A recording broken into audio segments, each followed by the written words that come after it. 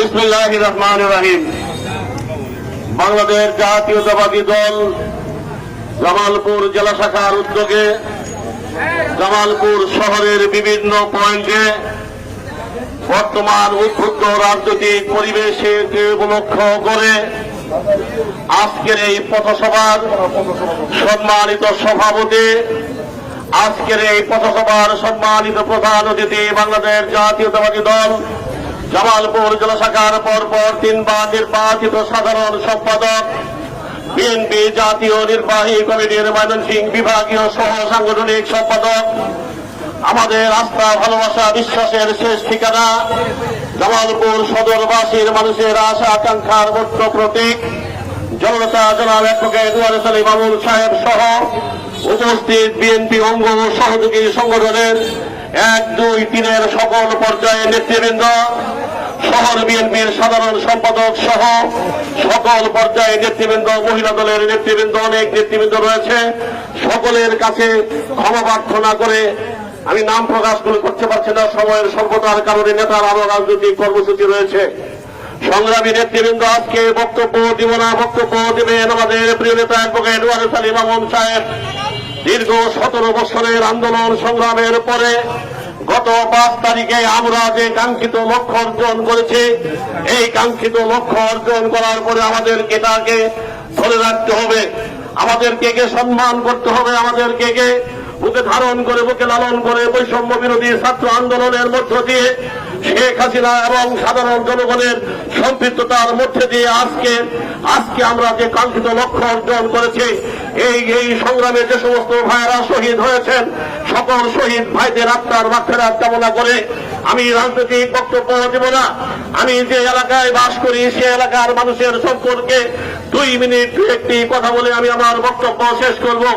প্রিয় সাথী, প্রিয় বন্ধু ভাইয়েরা আমার, দীর্ঘ 17 বছর নানা কষ্ট, দুঃখ, জুলুম অত্যাচারের মধ্য দিয়ে আমরা এই এলাকার রাজনীতি করেছিলাম। বন্ধুরা আমার এই চরনাওভাঙ্গা গ্রামের যে সমস্ত ভাইয়েরা বিএনপি করেছে, তাদেরকে যারা বিভিন্ন সময় জমির জন্য তাদেরকে বিভিন্ন ভয়ভীতি দেখিয়েছেন, তাদেরকে বিভিন্ন মামলার কারণে বিএনপি যারা করে তাদের বিরুদ্ধে তালিকা করার কথা বলেছেন, এই এলাকার মানুষদেরকে বিভিন্ন সময় রক্তচক্ষু দেখিয়েছেন।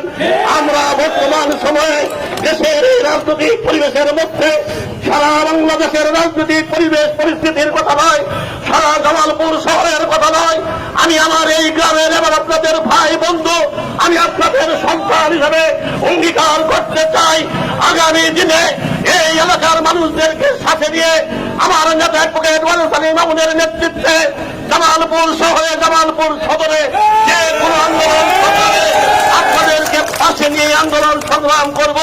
বিগত দিনের সকল সূক্ষ্ম কষ্টের মধ্যে আপনারা আমাদের পাশে ছিলেন, জানি না কার সাথে কতটুকু থাকতে পেরেছে। আমার নেতা জামালপুর পৌরসভার মেয়র ছিলেন, তিনি 24 ঘন্টার মধ্যে যতটুকু সময় ছিল বাড়িতে ছিলেন না।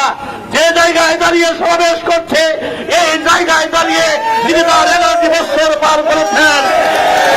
আমার এই গ্রামবাসী আপনাদেরকে আপনাদেরকে আহ্বান জানাবো, যার যতটুকু সহযোগিতা করার প্রয়োজন ছিল আপনাদেরকে সাথে নিয়ে করবার চেষ্টা করেছে। আমি আপনাদের কাছে প্রশ্ন রাখতে চাই, এই ওয়ার্ডের মধ্যে বাড়ি বাংলাদেশ আওয়ামী লীগের কার্যালয়, এই কার্যালয়কে বিএনপির কোন নেতা কর্মী এই কার্যালয়ে সহিংস ঘটনা ঘটায় নাই।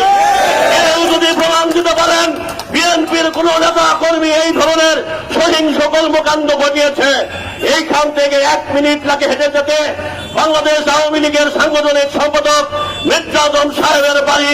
আজকে বিভিন্ন পত্র পত্রিকা এনে বিএনপির সম্মানকে তারা ক্ষুণ্ণ করতে চাচ্ছেন। আমি উপরে আল্লাহ এবং মাঝিকে হাজির রেখে বলতে চাই, এই এলাকার মানুষ সহ বিএনপির কোন নেতা কর্মী মির্জা আজমের বাড়িতে যায় না। মানুষকে সাক্ষী রেখে বলতে চাই, এই এলাকার আমাদের কৃতি সন্তান, আমাদের যে অ্যাডভোকেট বারের সভাপতি অ্যাডভোকেট আমানুল্লাহ আকাশের বাড়িতে কে বা কাহারা গেছে, বিএনপির কোন নেতা কর্মী যায় না। তারপরে এই সমস্ত এহেন কর্মকাণ্ডের দুঃখ প্রকাশ করছি। আগামী দিনে অঙ্গীকার করছে এই বৃহৎ অঞ্চলের যে সমস্ত ভাই বন্ধুরা রয়েছেন, আপনাদেরকে সাথে নিয়ে যে সমস্ত সকল অপকর্ম কুকর্মের বিরুদ্ধে আমি আপনাদের পাশে থেকে দয়া করে যে কোনো ঘটনা ঘটলে জানাবেন, আমরা আপনাদের পাশে রয়েছে।